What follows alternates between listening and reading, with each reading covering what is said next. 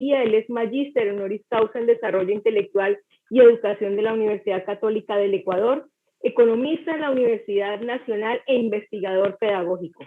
En el curso de su carrera ha realizado importantes contribuciones a la educación colombiana y latinoamericana. Ha formulado una nueva teoría pedagógica nutrida en la psicología y en la pedagogía contemporánea, según la cual la escuela debería dedicarse al desarrollo y no al aprendizaje. Es decir, que la función de la escuela debería consistir en enseñar a pensar, valorar y actuar a los estudiantes y no aprender múltiples informaciones sin significado para la vida. Creo que nos va a nutrir de conocimiento, vamos a aprender mucho y doctor Julián de Zuviría, muy buenos días, bienvenido a este gran foro regional del departamento del Huila. Gracias por estar con nosotros. Bueno, muy buenos días a todos ustedes. Es un gusto poder acompañar a la comunidad de los maestros del Huila, a los padres de familia, a los directivos docentes. Agradezco la oportunidad de compartir algunas de las reflexiones que hemos hecho en este tiempo. Y quisiera iniciar voy a hacerles una presentación. Ahí deben estar viendo completo. Y es cierto, titulé la reflexión del día de hoy, ¿a qué escuela volveremos? Y el punto de partida es que la escuela que hemos construido, la que conocemos, tiene un impacto muy débil en las maneras de pensar, de leer, de escuchar, de comunicarnos con los otros. Tiene un impacto mucho más alto a nivel de las emociones y de las interacciones sociales. Sin duda, la escuela es decisiva para la estabilidad emocional de los niños, para que hagan deporte, interactúen, pero en funciones muy importantes que deberían ser una de las prioridades de la escuela, como por ejemplo la lectura, pues todo indica que no logramos todavía el impacto que debería tener un sistema educativo. Por ejemplo, Colombia tiene la ventaja de haber participado en múltiples pruebas. Seríamos tal vez el país de América Latina que mejor seguimiento hace porque ha participado en unas pruebas muy interesantes, las de la UNESCO, que ya va en 4 oportunidades, YESE, CERCE, TERCE. También hemos participado en una que es muy divulgada, como PISA. Tenemos pruebas muy interesantes, como Saber, que tiene la gran ventaja que permite ver en tercero, en quinto, en noveno, en 11. Ahora al culminar la universidad y comparar valor agregado en cada uno de los periodos. Pero hemos participado en muchísimas más, pero todas las pruebas llegan al mismo resultado, y es que no se consolidan los procesos de lectura, que la gran mayoría de estudiantes se nos queda en el primer escalón, que al escalón que debería llegar en una sociedad democrática tendría que ser al de una lectura independiente, al de una lectura desde distintas perspectivas, al de una lectura que permita emitir juicios de valor o lo que se llama una lectura crítica. Pero en Colombia, tan solo un poquito menos de 1 de cada 100 alcanza esa lectura. Y lo que es muchísimo más grave, la mitad de los estudiantes que llegan al grado 9º lee como si tuviera 7 años, aunque en realidad tiene 15 años. Se nos queda en una lectura fragmentaria. No capta las ideas, no infiere qué es lo que quería decir el texto. Hace lo que se llama una lectura fragmentaria. Por ejemplo, cuando un niño va a una película, supongamos de Superman, y termina la película y comenta, Superman volaba, eso es cierto. Pero esa no es la idea de la película. Esa no es la tesis de la película. Esa no es la idea en torno a la que se articula toda la película. Ese es un pequeño fragmento. Así leen nuestros jóvenes de 15 años. Algo estamos haciendo muy mal para que no vayan pasando de esa lectura fragmentaria a poder inferir la idea que está ahí escrita, inferencia directa, otro escalón, a hacer una inferencia ya no de lo que está escrito, sino de lo que quería decir, una lectura más profunda.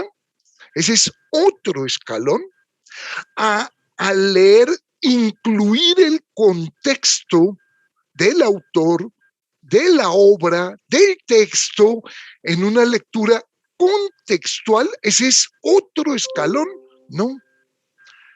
La mitad de nuestros niños se nos quedó en el primero, a pesar de tener 15 años, a pesar de haber pasado por 10, 12, 15, 50 profesores, no consolidan la lectura. ¿Y qué pasa en el pensamiento? Colombia tiene pruebas muy buenas para evaluar algunos aspectos del pensamiento, particularmente la argumentación, que es algo fundamental en la vida. Somos seres de dar y de pedir razones. Papi, ¿me dejas ir a la fiesta? Le pregunta a la hija al papá.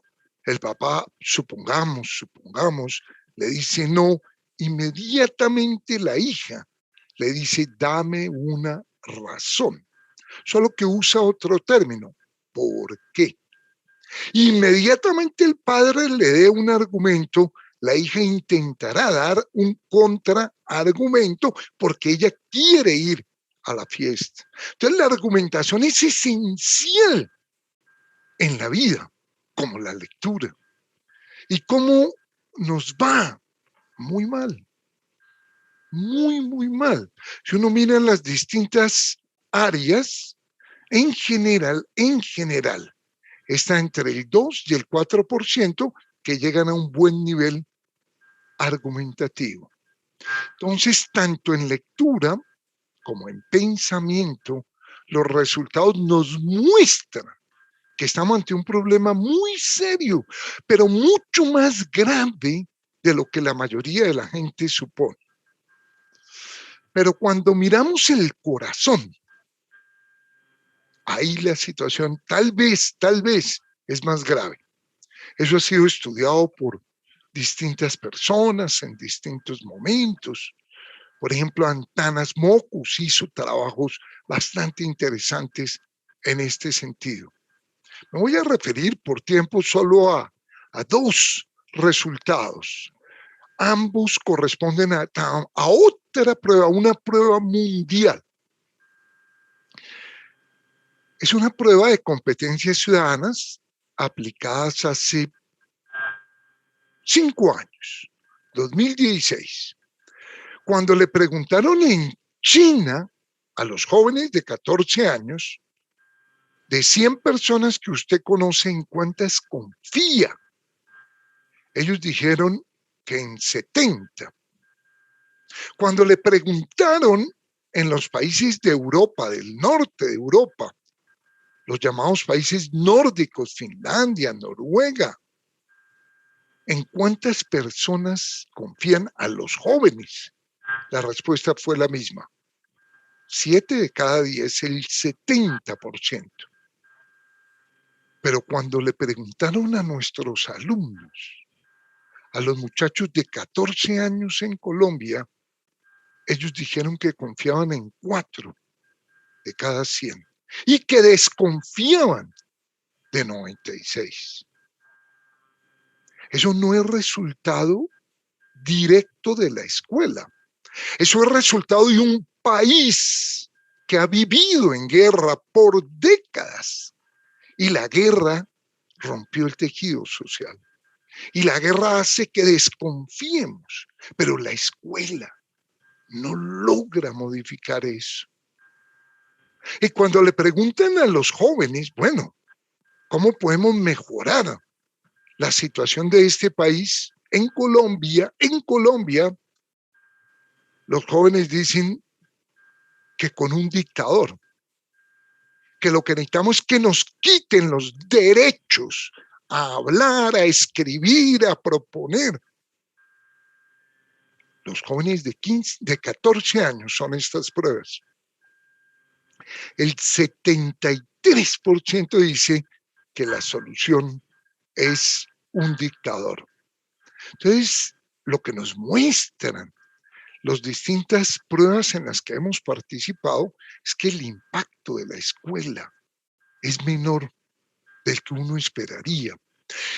Y uno puede dejar de lado las pruebas y puede decir, bueno, sin tener en cuenta las pruebas, ¿podríamos concluir lo mismo? Claro.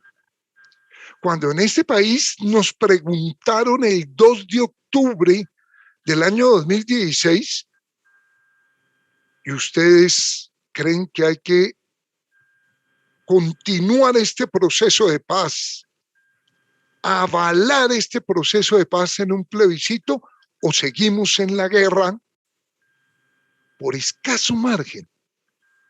Pero la población colombiana no dijo que estaba totalmente de acuerdo con el proceso de paz, no lo dijo.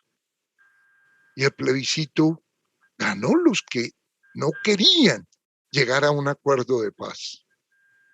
Y cuando nos preguntaron si queríamos resolver el problema de la corrupción y establecer leyes para poner en cintura a los corruptos, los votos que se alcanzaron no fueron suficientes. Por lo tanto, no solo son las pruebas Saber, PISA, TIMSS, PIRLS, YES, CERS, no, todas las pruebas en las que hemos participado, sino que en la vida cotidiana nosotros vemos unos niveles de intolerancia muy altos. La mitad de las personas, por ejemplo, que son asesinadas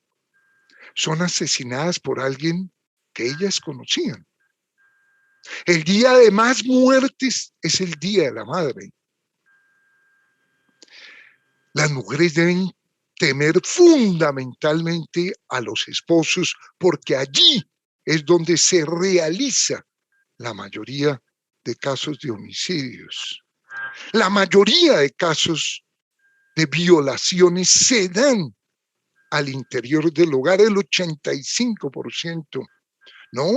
Hay miles de indicadores de que la escuela no logra todavía impactar de manera profunda las maneras de pensar, sentir, amar, construir, soñar, trabajar en equipo. ¿Y por qué? Bueno, porque le hemos dado mucho énfasis a cosas muy impertinentes, a la transmisión de la información, a los algoritmos, a los nombres de las plantas, de los ríos, a la gramática. Imagínense un niño pequeño estudiando si es el sujeto, el verbo, qué tipo de verbo, cuando ya lo dije. La mitad hace una lectura fragmentaria a los 15 años, después de llevar 10 años en la escuela. ¿Cómo va a estar estudiando gramática? Totalmente absurdo. O estudiando algoritmos. Totalmente absurdo. O estudiando los nombres de las plantas. Totalmente impertinente. La mayoría de las cosas que nos enseñan en la escuela no sirven en la vida. Y la mayoría de las cosas que uno necesita en la vida no se le enseñan en la escuela. Por eso los estudiantes tienen un rito que es muy bello, muy profundo, que es que termina el año y botan los cuadernos, queman los cuadernos. Eso debería plantearnos serios problemas, serias reflexiones a nosotros los maestros. Y tenemos una escuela que le da demasiado peso a lo cognitivo. La ministra, cuando habla de educación, dice año académico. ¿Es adecuado el término? No, es un término equivocado. ¿Y por qué es equivocado? Porque uno no va a la escuela a un proceso académico. Entonces, ¿dónde queda la formación de mejores ciudadanos? Entonces, ¿quién nos enseña a trabajar en equipo? Ese no es un problema académico. El ministerio siempre se refiere a áreas del conocimiento. ¿Es válido? No, está equivocado, porque hay un sesgo en la visión hacia lo cognitivo, lo académico. Eso es válido en todos los niveles del sistema educativo. Y es verdad, esta pandemia nos mostró la enorme importancia de la educación, la enorme importancia para la vida de los maestros. Nos mostró que sin escuela esto es muy complejo. Los niños sufren mucho sin escuela. No tanto como ha insistido, por ejemplo, el ministerio, como ha insistido UNESCO, en que van a aprender menos cosas, porque en general los niños aprenden poco. Los contenidos académicos poco. Pero ver a un grupo de niños jugando un partido de fútbol, pero ver a un grupo de niños botados en un pasto, hablando, pero ver a un joven tomando de la mano a una muchacha para hablar, para soñar, para expresar afecto, bueno, eso es algo invaluable. La educación tiene que ser presencial, porque lo que hace uno en educación es comunicarse. Y esos procesos de comunicación mediados por estas pantallas son muy difíciles, sobre todo para los niños pequeños. Eso es casi imposible, sobre todo para los niños que leen mal. ¿Cuántos? Casi todos. En este país, casi todos. Sobre todo para los niños con bajo nivel de autonomía. Sobre todo para las mamás que tienen que dedicarse a acompañar, a apoyar. Entonces, la presencialidad sí es insustituible en educación. ¿Para qué? Para las emociones, para la risa, para mirar a los ojos, para compartir, para jugar, para discutir, claro, para una mesa redonda, para un debate. No, eso es insustituible, sin la más mínima duda. Hay que hacer un buen esfuerzo para una educación presencial. El problema es que en este país, históricamente, se ha abandonado a la educación rural. El ministerio todo el tiempo dice que estamos invirtiendo más y más. ¿Eso es verdad? No, no es verdad. Si uno hace un seguimiento riguroso de cuánto se invirtió en el año 2020 en pandemia y compara la inversión en el año 1999, 21 años antes, era un poquito más alta la de 1999. No es cierto que cada vez se esté invirtiendo. No, no es cierto. Uno podría afirmar que hoy estamos invirtiendo lo mismo de hace 20 años, lo mismo, 4.5% del PIB, hoy y hace 20 años. Pero hay muchas escuelas en el país en condiciones muy malas. Yo acompaño la gobernación del Magdalena. ¿Cuántas no tienen agua? 70%. 70%. ¿Cuántas en Chocó? 100%.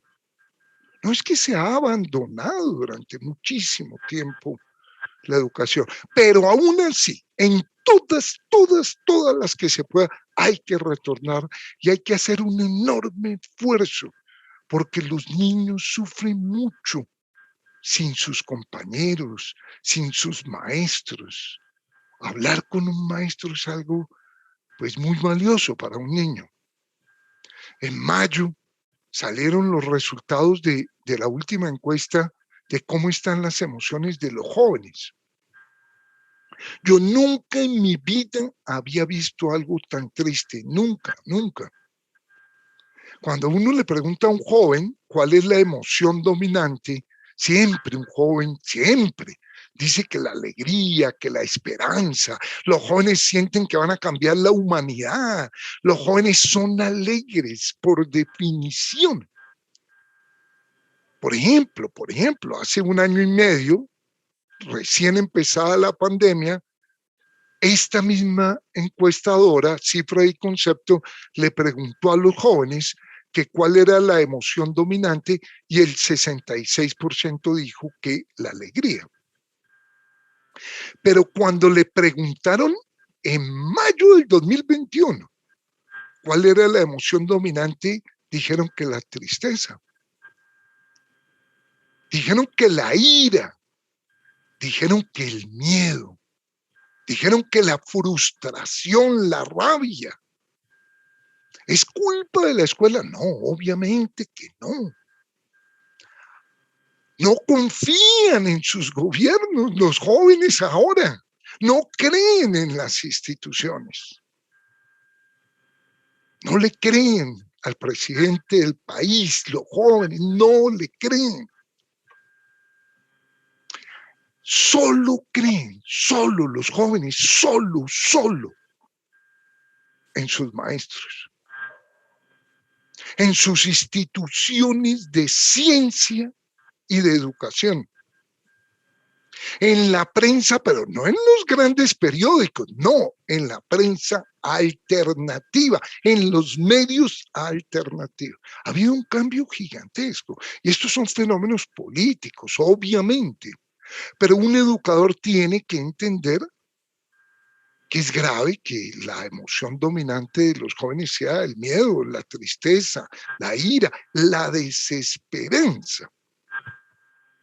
Yo siempre he creído que la definición de un joven, que lo hace a una persona ser joven, es tener sueños, esperanzas. Y en ese sentido, pues nuestros jóvenes están dejando de serlo. Vean dónde está en este cuadro la alegría. 5% dijo que la alegría. Esto es grave.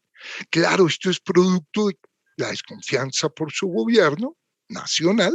Esto es producto de la pandemia, pero esto también es producto de unas escuelas cerradas. También. ¿Y qué pasó durante la pandemia? Tristemente, Colombia tiene una sociedad muy autoritaria en todos los terrenos, a nivel nacional, a nivel familiar. La mitad de los hogares también golpea a su hijo de manera sistemática con un palo, con la plancha, con el cinturón, y lo justifica.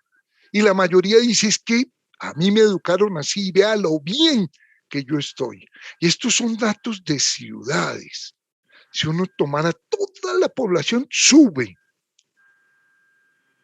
¿Y qué le pasa a un niño sin una escuela abierta? Pues que se aumenta el autoritarismo, que lo golpean más. ¿Han sufrido los niños durante este periodo? Sí, con toda seguridad, mucho.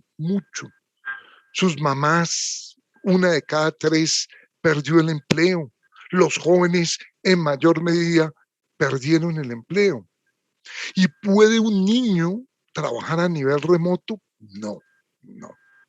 lo supera, es muy complejo. Un joven puede, un joven sí podría, pero para un niño es muy difícil, porque requiere autonomía, lectura, requiere acompañamiento, mediación, y la mayoría de nuestros niños no lo tiene, no lo tiene. La pandemia nos mostró que la escuela, contrario a lo que insiste tanto UNESCO, que es en los aprendizajes, y a lo que insiste tanto el ministerio, que es la parte cognitiva, no. La escuela es decisiva a nivel del corazón, de las emociones, de la socialización, del juego, del deporte. Vean, es una maravilla, una maravilla. Y obvio, en todo este periodo ha salido muy golpeado esto, sí, y por eso tenemos que hacer un gran esfuerzo en todos los sitios donde se pueda por abrir las escuelas, porque retornen primero todos los niños. Pero deben volver a la misma escuela. No, perderíamos el año. Si volvemos a la misma clase de lenguaje, mal llamada, esa área no es de lenguaje, de gramática, mal llamada, esa área no es de gramática. A lo que tiene que ir un niño es aprender a hablar, a decir su palabra, a escuchar, a leer. Y eso no lo estamos logrando y no lo vamos a lograr si le hacemos caso a los lineamientos que se han trazado, por ejemplo, en el DBA. No, los derechos básicos de aprendizaje son un error. Necesitamos transformar la escuela. Necesitamos un cambio y sí estamos ante una bonita oportunidad para hacerlo. Necesitamos que la escuela sea un espacio donde los niños discutan, donde los niños vayan a debatir, a analizar, a clasificar, a pensar. Con los jóvenes, por ejemplo, todos los meses debería haber un debate. ¿Sobre qué? Sobre la vida, sobre la vida. Exactamente lo contrario a lo que quiso hacer el partido de gobierno, exactamente lo contrario. El partido de gobierno presentó un proyecto de ley para prohibir los debates en la escuela, para que no hubiera libertad de cátedra. Lo que tenemos que hacer en la escuela es todo lo contrario. En todos los salones, en todas las materias, en todos los grados, debatir.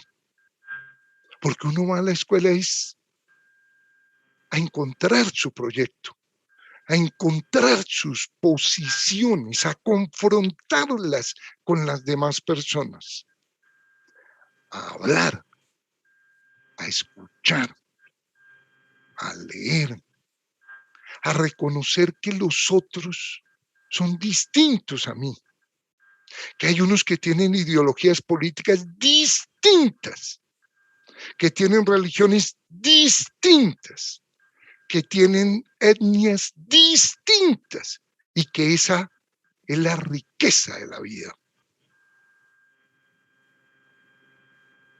Entonces necesitamos que todas las materias de todos los grados enfatice pensar, convivir y comunicarse. ¿Esa es la escuela que hemos construido? No. La escuela que hemos construido es la de 15 asignaturas, cada una por su lado, cada una de manera independiente. ¿Es una buena idea? Muy mala, muy mala, muy mala. ¿Así aprenderemos a leer? No. ¿Así aprenderemos a pensar? No. ¿Así aprenderemos a convivir? No. Necesitamos que uno entienda como docente que el papel de la educación no es que yo le transmita a un niño, no. sino darle las herramientas, orientarlo para que él mejore su nivel de lectura. Que el papel no es darle el pescado, porque si yo le doy el pescado, lo alimento hoy. El papel de la escuela es enseñarlo a pescar, enseñarlo a pensar, enseñarlo a trabajar en equipo. Pero los maestros trabajamos en equipo, no, no. Cada maestro trabaja de manera aislada. ¿Es una buena idea? Malísima, malísima. Necesitamos que el profe de educación física enseña a leer los partidos de fútbol, por qué entra un jugador, por qué disponemos el equipo distinto contra un equipo, contra otro equipo. Que el profe de matemáticas enseña a leer las gráficas, que el profe de ciencias sociales enseña a leer la realidad social. Entonces, todos en el fondo debemos hacer lo mismo. Eso es trabajo en equipo. El profe de matemáticas usa un contenido, pero su propósito debe ser exactamente el mismo. Pero esto implica unos cambios que no se han hecho. Implica unos cambios en el currículo. ¿Por qué? Porque el currículo tiene que todo organizarse en torno a esas 3 competencias: pensar, comunicar y convivir. Todas las materias. Totalmente lo contrario a lo que hemos hecho, que cada vez trabajamos más fragmentadamente. Cada vez trabajamos con más asignaturas. No, Finlandia ya eliminó las asignaturas.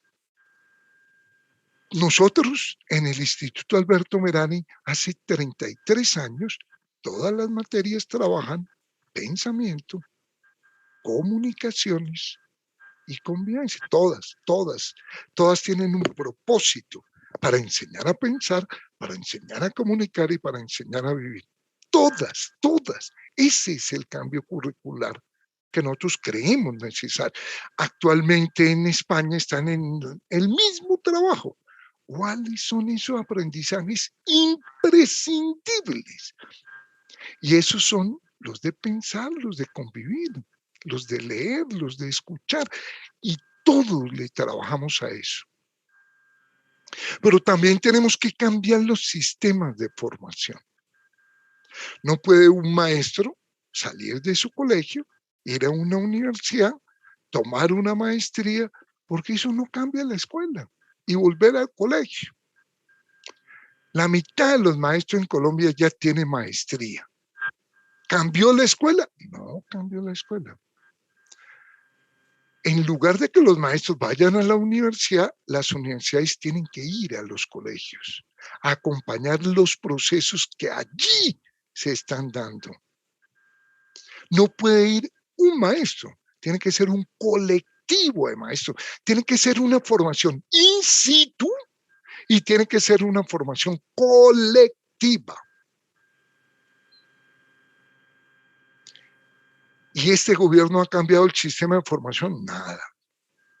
¿Y ha impulsado un cambio curricular? No. Pero los maestros podemos jalones los cambios pedagógicos de abajo arriba, escuela por escuela, proyectos pedagógicos alternativos. Y los rectores se les ha dado un papel fundamentalmente administrativo. Los rectores sobre todo tienen que ver con los procesos legales y administrativos de los colegios. Eso no tiene sentido. ¿Por qué? Porque no puede un capitán de barco quedarse en su oficina mientras todos los marinos salen a navegar, ¿no? El capitán del barco tiene que navegar también. Y si hay reunión de profesores, tiene que estar el capitán del barco. Y si hay un debate curricular, tiene que estar el capitán del barco. Entonces necesitamos que los rectores sean maestros y han sido maestros. Por ejemplo, un cambio legal sería que todo rector por lo menos tenga 2 horas de clase para que conozca a los estudiantes, para que se ponga en el lugar, en un ejercicio de empatía del rol de un maestro, para que los estudiantes lo miren distinto. Tiene que estar en las reuniones de profesores, porque tenemos que convertir a los rectores de ese trabajo administrativo que hacen en líderes pedagógicos. Si no, no vamos a cambiar la escuela. Es en equipo. A mí me invitaron los grupos de teatro muy conocidos de Cali, el TEC, de Bogotá, la Candelaria, y me decían, ¿será posible que cambiemos la escuela de la misma manera que hemos hecho nosotros de una creación colectiva? Ellos son famosos en el mundo, ellos hicieron un aporte a la humanidad con la idea de que las obras se podían escribir en equipo, y lo llamó Santiago García y Enrique Buenaventura la creación colectiva. Yo les decía, sería espectacular, pero implicaría un cambio profundísimo en las escuelas, porque en la escuela lo que hacemos es lo contrario. El profe de matemáticas cierra la puerta y él hace un trabajo. El profe de sociales cierra la puerta y hace otro trabajo. Entonces yo les decía, es que ustedes aprenden viendo al otro actuar. Es que ustedes construyen en equipo. Mientras no trabajemos más en equipo, no será posible este cambio.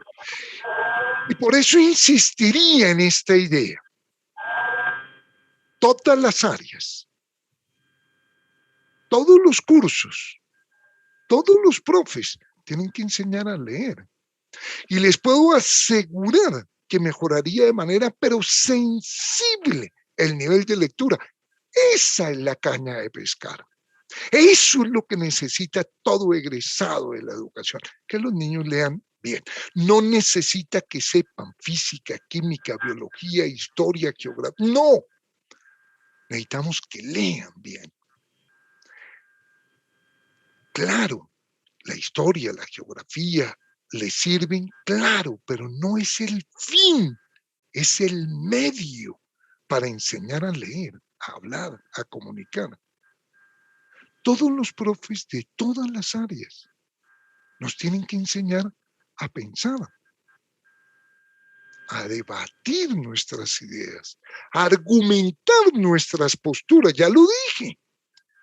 Yo felicité al parlamentario Eduardo Rodríguez cuando hizo su proyecto de cómo prohibir la libertad de cátedra. Y yo le decía, mira, yo nunca había visto una ley tan mal elaborada, nunca. Me fascinó el proyecto y lo estoy fotocopiando para decirle a los maestros, hagan exactamente lo contrario a lo que dice el partido de gobierno, pero exactamente, y mejoramos la educación. Conviertan todas las clases en debates, en discusión. Uno debería discutir todo.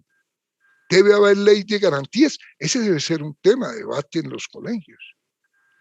Debe haber reelección presidencial. Ese debería ser un tema en los colegios. ¿Deben los sacerdotes tener hijos? Ese debería ser un tema de debate. Y temas complejos, difíciles de discutir, claro, donde tiene que respetarse distintas posturas. Eso sí, es una condición de la autonomía, de la libertad, pero hay que discutir todos los temas. Para eso es que construimos este sistema para formar mejores seres humanos. Y el profe de ciencias tiene que plantear dilemas éticos, claro, si se debe usar o no la eutanasia, si uno puede decidir cómo terminar la vida, claro, claro, si uno no lo debate con los maestros, con los estudiantes, cómo uno se forma como mejor ciudadano. cómo formamos individuos con más criterio, con más autonomía, con más libertad. Y el profe de educación física tiene que mostrarnos el problema del doping, claro, esos son debates éticos. Y el profe de educación física tiene que mostrarnos que es una joya el deporte. ¿Cómo puede un ciclista trabajar para que gane otro en un equipo? ¿Cómo puede un bateador de béisbol batear lejos para que lo ponchen a él? Pero el jugador de su equipo que estaba en tercera avanzar a home. No, esto es una hermosura. ¿Cómo puede haber juego limpio y yo poder meter un gol, pero como hay alguien que está allá atrás, que le acaban de dar una patada, que está botado en el piso, tengo que parar? Porque la educación física es para formar mejores seres humanos, que el papel de la educación es ese, que los jóvenes vivan mejor con otros, respeten, valoren y que nadie diga que hay buenos muertos en Colombia y que la gente se indigne ante las masacres, ante el asesinato de líderes sociales. Claro, es el papel de la educación. El papel de la educación es formar un mejor ciudadano, más ético, que trabaje en equipo. El papel de la educación no es que los niños sepan, no. Para eso están las redes. Ahí está la información. Lo que necesitamos son individuos que lean eso, que interpreten eso, que entiendan eso, que se conmuevan por eso. Pues nosotros no necesitamos que los niños tengan en su cabeza las informaciones, no.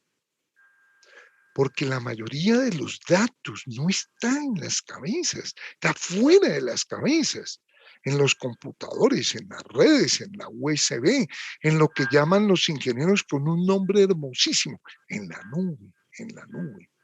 Pero ahí no están las competencias ciudadanas, ahí no están las competencias para leer, para interpretar. Ahí no están las competencias para argumentar. Esas sí las tienen que tener los muchachos. Totalmente de acuerdo con Freire, quien el pasado 19 de septiembre cumpliría 100 años desde su nacimiento. Mi próxima columna el martes que yo escribo en El Espectador es dedicado a las ideas de Freire. Hoy va a estar con ustedes un experto como Marco Raúl Mejía.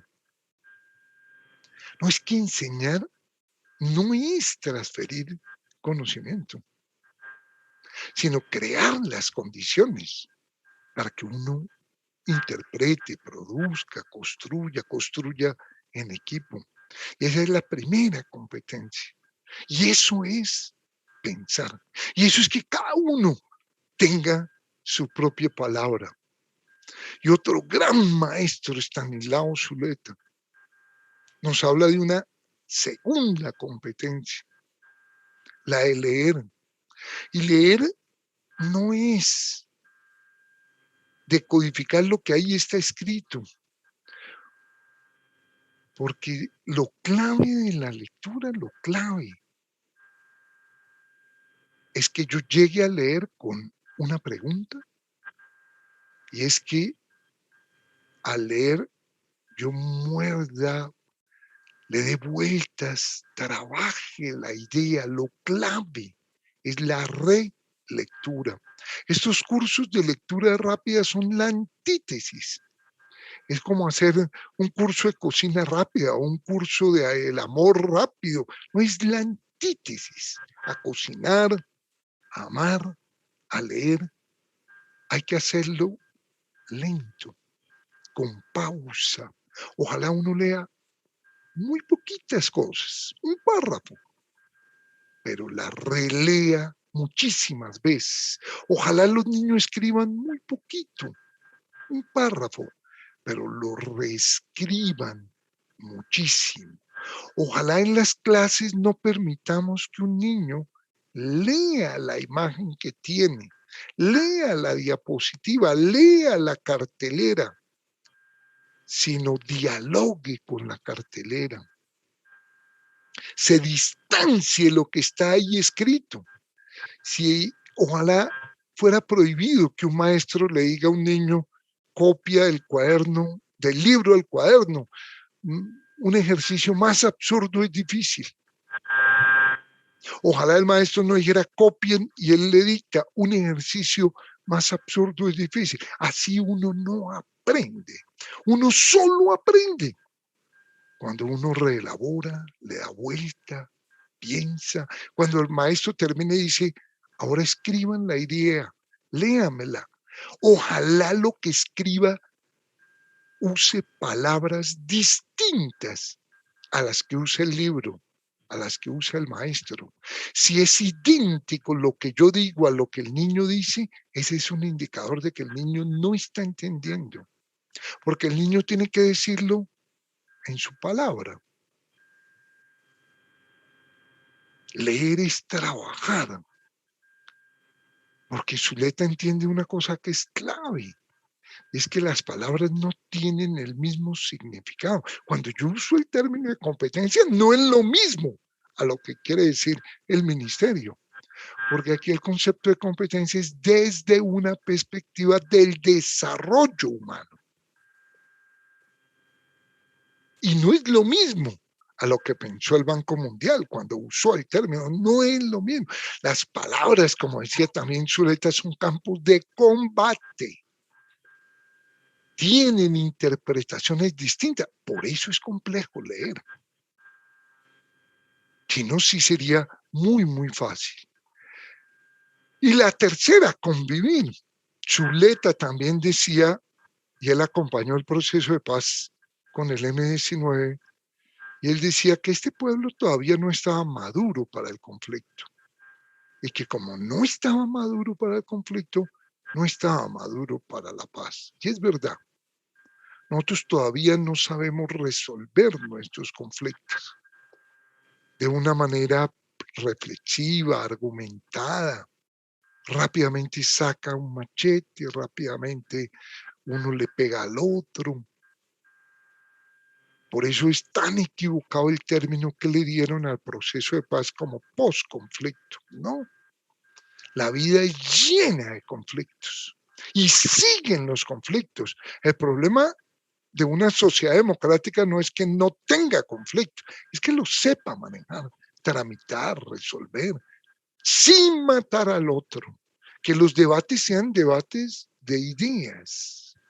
Mientras no estemos preparados para eso, decía Zuleta, no estaremos preparados para la paz. Sin embargo, y con esto termino, este sociólogo francés Durkheim decía que es curioso, pero a veces las sociedades necesitan de las crisis para resolver los problemas, para avanzar. Y yo personalmente sí creo que esta situación que han vivido los niños, los jóvenes, muy dura, de no tener a sus compañeros, de no tener a sus maestros, de tener que estar encerrados en sus casas. Es muy dura, es muy difícil.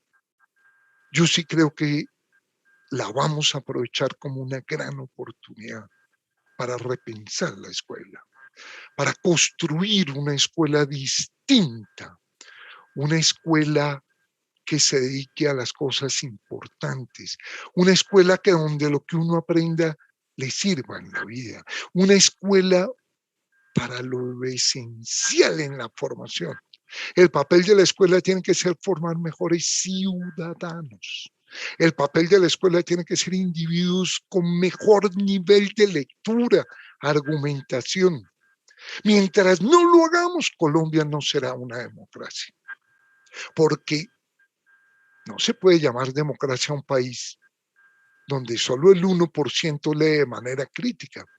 Eso nos empequeñece la democracia, porque Y eso lo sabe la clase política.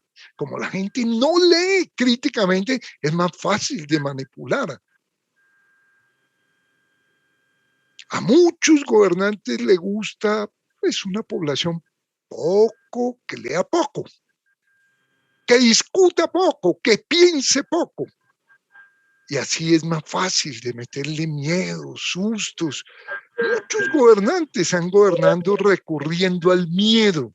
Pero si queremos formar en verdad una democracia, tenemos que transformar nuestra escuela. Y esta pandemia tan compleja para todos, no solo para los niños y los jóvenes, también para los maestros, para las mujeres, ha sido muy duro, muy duro. 1 de cada 3 perdió su empleo. Muy duro ha sido esto para todos, pero es una muy buena oportunidad para hacernos la pregunta fundamental. ¿A qué deberían ir los niños a la escuela? Y la invitación que hoy yo les he hecho es a replantear el sentido y la finalidad de la escuela. Darle no el papel de transmisor de datos, de informaciones, sino para que cada uno construya su propio proyecto y para enseñar las cosas fundamentales. Y esas son pensar, comunicarse y convivir. Un abrazo para todos ustedes. Muchísimas gracias. Si hay alguna pregunta que pueda contestar, con muchísimo gusto. Y ha sido un honor compartir con ustedes algunas de las ideas que creemos nos podrían ayudar a que no volvamos a la misma escuela. Si volvemos a la misma escuela, todos perdimos el año. Ojalá volvamos a una escuela dedicada a la formación de mejores seres humanos. Muy amable, muchas gracias. Bueno, doctor Julián, creo que usted nos ha planteado unos grandes retos y es precisamente cómo enseñamos o cómo transmitimos esos conocimientos para pensar, convivir y comunicarse, que son como esas competencias esenciales para que nuestros niños, niñas y jóvenes realmente aprendan a hablar, a escuchar, a entender, a leer. ¿Y cómo se hace precisamente desde la escuela? Invitando desde ese papel de docente a los estudiantes a debatir, a analizar, a pensar, a tener herramientas para enfrentar esas cotidianidades que se nos presentan día a día. Claro que sí, tenemos preguntas muy valiosas que han hecho nuestros docentes. Quiero invitarle y agradecerle obviamente por estar dispuesto a responderlas. La primera pregunta es esta, la hace Jefferson Monroy Andrade. Dice, doctor Julián, usted pone en evidencia las concepciones e intereses que se gestan desde las entidades gubernamentales respecto a la de las comunidades educativas. ¿Cómo corresponder a un ideal de educación que desde mi punto de vista debe ser integral, significativo, democrático e incluyente, sin desconocer las normativas gubernamentales que se saben van en contra de ese ideal, que son totalmente opuestas a las necesidades de la educación y que se ejercen en gran parte por profesionales que insisten en ser ajenos a estas problemáticas? ¿Cómo no? Bueno, Colombia tiene una de las legislaciones educativas más progresistas de todo el mundo, en algo que fue muy bello, muy bello. Un movimiento sindical que impulsó un movimiento pedagógico, eso pocas veces se había visto en América Latina. Un ministerio de educación que escuchó la voz de los maestros, un parlamento que discutió esta temática y que con todo eso condujo pues a algo muy interesante que es la Ley General de Educación que sigue vigente en Colombia. Ese acuerdo de 1994 es algo muy valioso, muy valioso. Y está precedido por un gran acuerdo político nacional que es la Constitución de 1991. Muchos han querido echarla para atrás y muchos intentaron echar para atrás la Ley General de Educación y le dieron golpes duros. Uy, por ejemplo, establecer el decreto 230, cuántos estudiantes pueden aprobar o no. Bueno, eso es un golpe a la autonomía, a la libertad de las instituciones educativas, pero la ley general sigue vigente. Entonces, no hay que cambiar las leyes en Colombia. Curiosamente, la invitación que yo hago es a que se cumplan las leyes. Es que Colombia no tiene problema de leyes. ¿Quién incumple las leyes? Por ejemplo, el gobierno. Voy a poner un ejemplo de una ley que incumple el gobierno muy grave, muy grave. La ley general estableció todos los niños tienen que tener 3 años de educación inicial. Eso dijo la ley en 1994. Hoy, 27 años después, no se cumple. No se cumple. Solo el 26% de los estudiantes tiene más de un año. Muy poquito, muy poquito.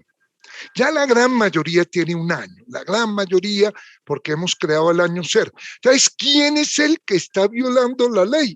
En este caso, en este ejemplo, el Ministerio de Educación Nacional.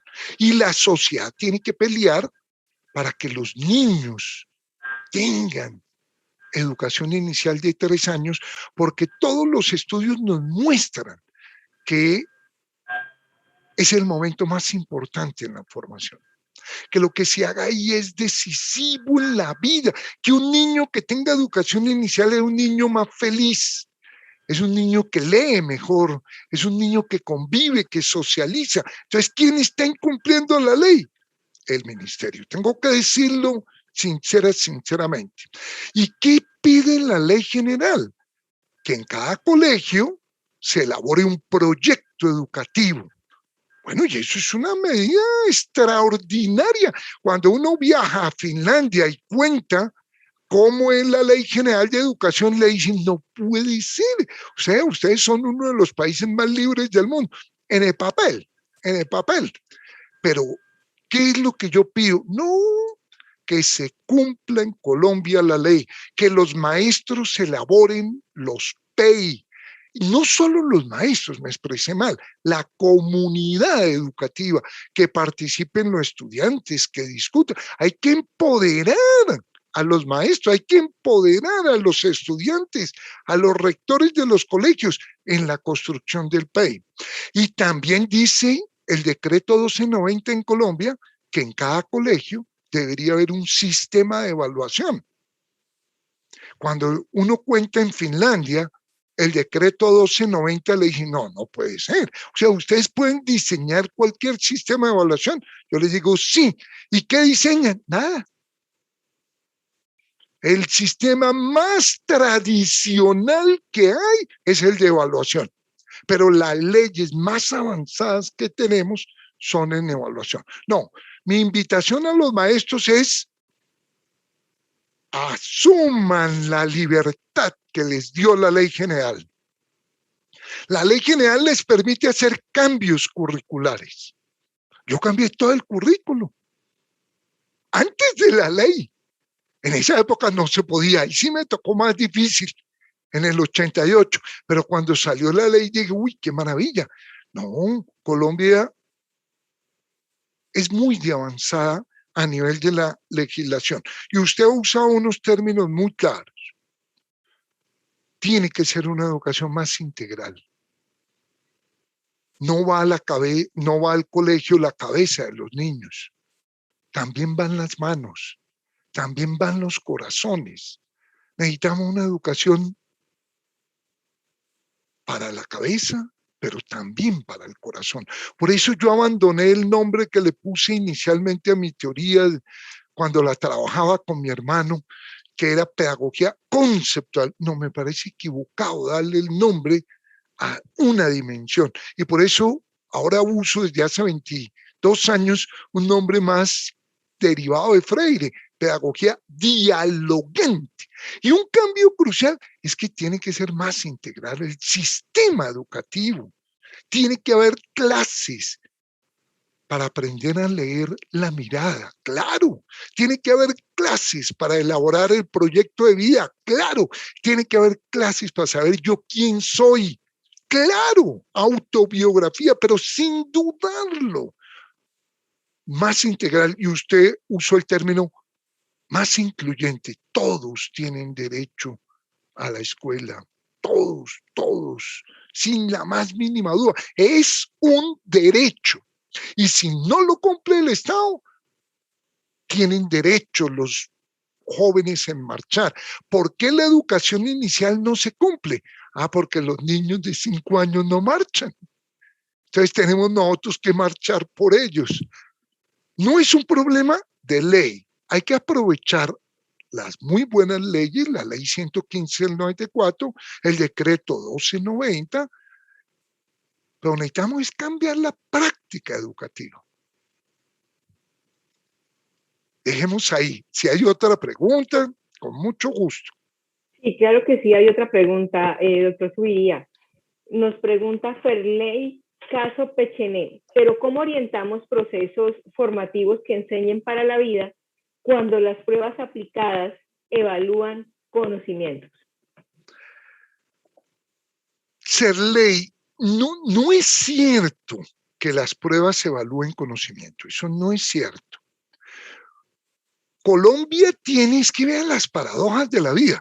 Colombia tiene las mejores pruebas de toda América Latina. Yo tengo un currículo totalmente distinto, pero totalmente distinto. No trabajo las materias del ministerio.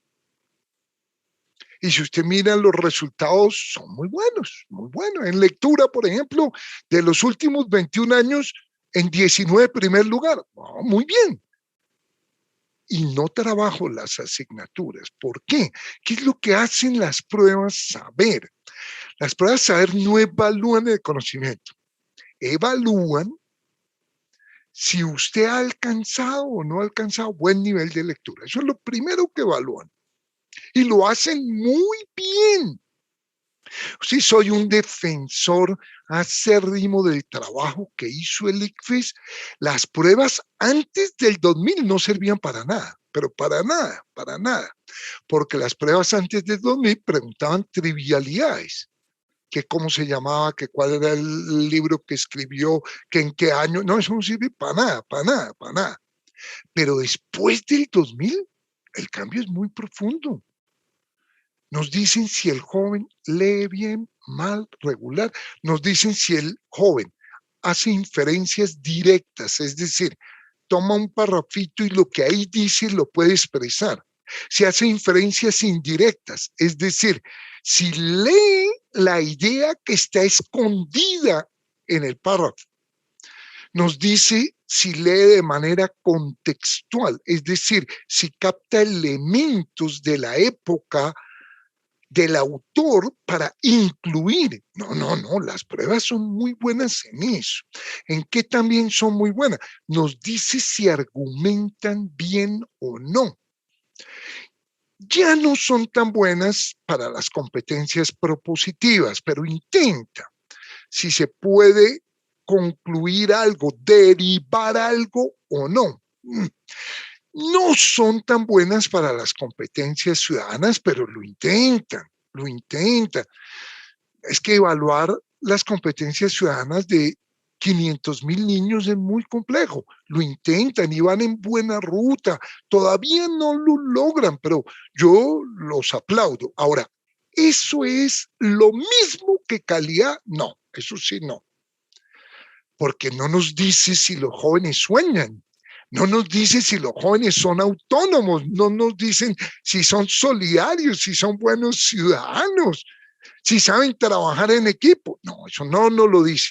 Por lo tanto, no es lo mismo las pruebas que la calidad. Yo conozco colegios muy buenos que no les va bien en las pruebas saber, y conozco colegios y varios que les va muy bien en las pruebas saber y no son buenos colegios. Por ejemplo, que quitaron deportes, que es esencial, artes, que es esencial para reforzar y reforzar lo que les van a evaluar. No, ese colegio es muy malo, que esconden niños y les dice, usted no se presenta a nombre del colegio. Esos colegios deberían ser denunciados. No, no, entonces no es lo mismo, pero las pruebas sí nos ayudan a ver cómo va. Es verdad, el Merani no se podría comparar con un colegio de Algeciras en el Huila, no, es verdad. Pero el colegio de Algeciras sí se puede comparar con él mismo en el año anterior, 5 años antes, y el Merani sí se puede comparar con un grupo de colegios y con él mismo unos años antes. El problema en Colombia no son las pruebas. El problema en Colombia, contrario a lo que cree la sociedad, es que los maestros son demasiado obedientes. El problema en Colombia es que los maestros no trabajan en equipo. El problema en Colombia es que los maestros le tienen miedo a la libertad que nos dio la ley general para hacer un trabajo mejor en equipo y más dedicado a una formación muchísimo más integral, muchísimo más integral. No es el problema. No, las pruebas evalúan una parte y lo hacen muy bien.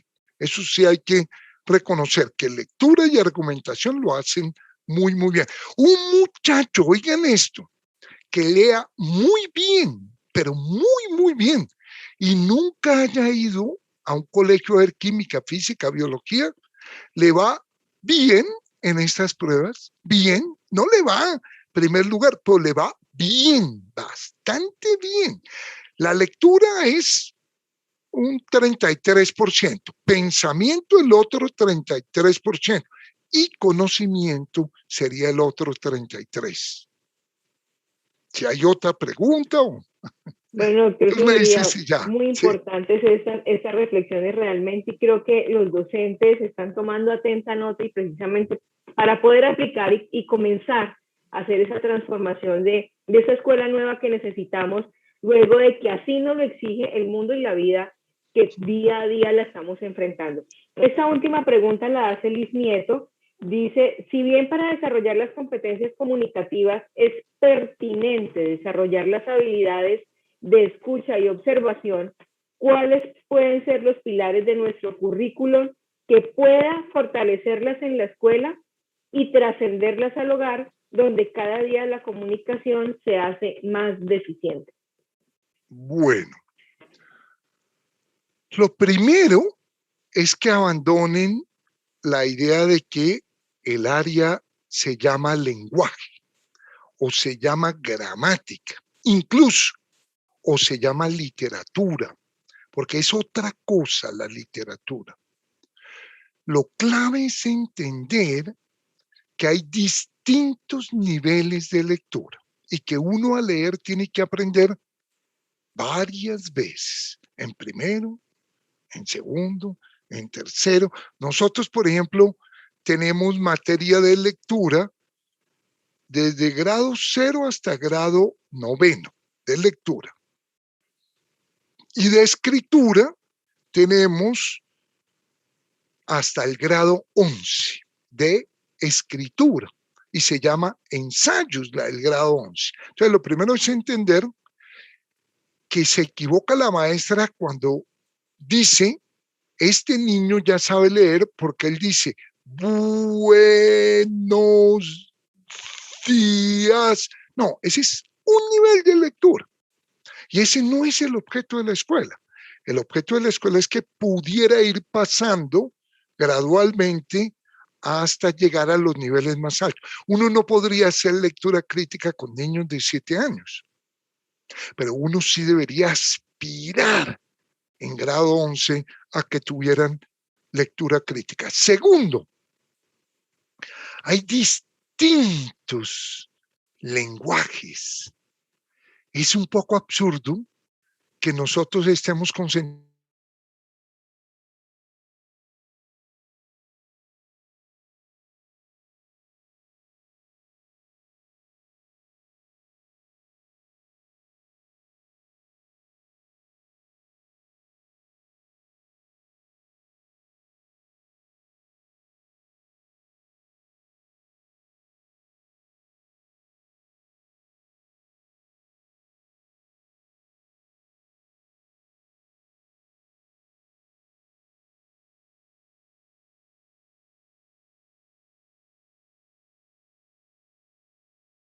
Recording in que progress. entender que se leen no solo los textos, también uno lee los gestos, también uno lee las estrellas, también uno lee el mar, también uno lee las nubes. Cuando un campesino dice, va a llover, eso es un tipo de lectura. Entonces es un poco absurdo que en los colegios nos dediquemos solo a mi mamá me mima. Es un poco absurdo. Tendríamos que leer, por ejemplo, afiches, por ejemplo, propagandas. Yo he sido profe, porque ese es un decreto en el Merani, que todos los directivos somos profes, y he sido profe de pensamiento. Y yo les digo, les doy 50 películas y les digo, pueden ver la que quieran de estas 50, mínimo 5. Y las discutimos, las analizamos. Bueno, eso es algo que la educación tendría que hacer. Es decir, entender que son distintos tipos de lenguajes. También entender que lo más importante no es la lectura, sino la relectura. Que lo más importante no es la escritura, sino la reescritura. Y que lo más importante es que esta no es una responsabilidad del profe de lenguaje, sino de todos los profes. Puse durante la charla ejemplos de cómo el profe de matemáticas también tendría que trabajar la lectura, que como el profe de educación física también tendría que trabajar la lectura. Es decir, que las competencias comunicativas son una de las columnas centrales que todos los niños tendrían que consolidar en la escuela, que es una de las prioridades, que puede que un niño no sepa física, ni química, ni biología.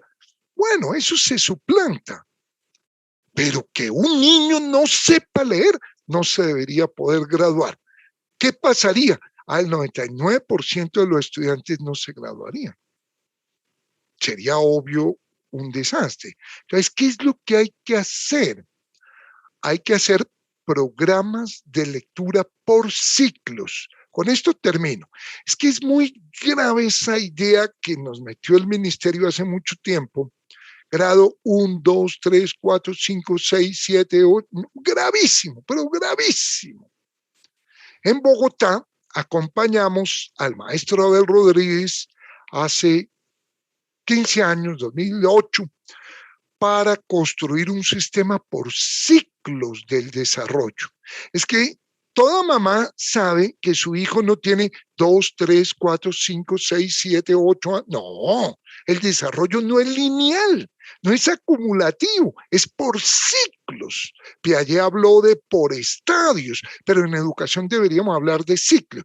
Si construyéramos ciclos, yo estoy, por ejemplo, trabajando con la gobernación del Magdalena para construir los ciclos del desarrollo.